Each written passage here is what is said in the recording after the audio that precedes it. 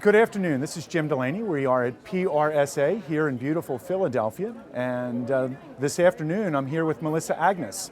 Melissa Agnes is president of the Melissa Agnes Crisis Management Group.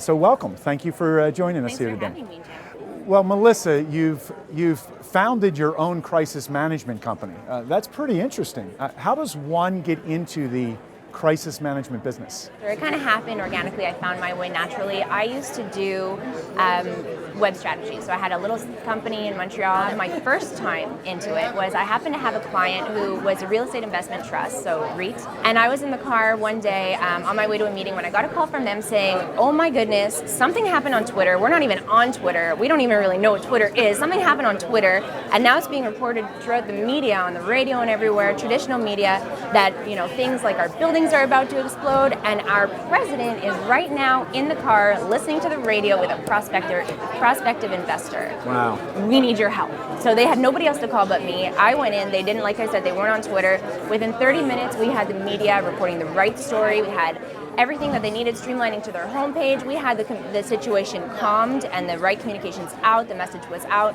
everybody was receiving the message properly, that I had a lot of fun.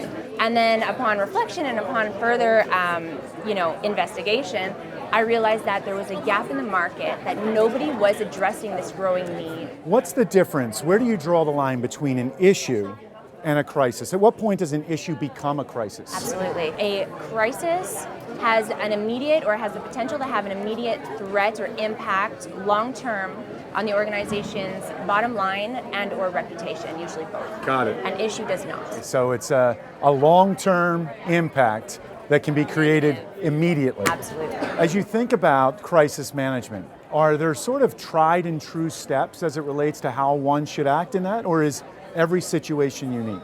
Every situation is absolutely unique. However, there are these, what I like to call the 10 new rules of crisis communications, where social comes into play, where the search engines come into play, because these are the things that can really, really impact the organization long term. Basically, you have to plan in advance. That's the best advice that I can give. So planning is key. Absolutely. And training yourself, training your team. Awesome. It's been great spending time with you, Melissa Agnes. Once again, Jim Delaney here at PRSA in Philadelphia with our special guest, Melissa Agnes, with her own crisis management team. Thank you.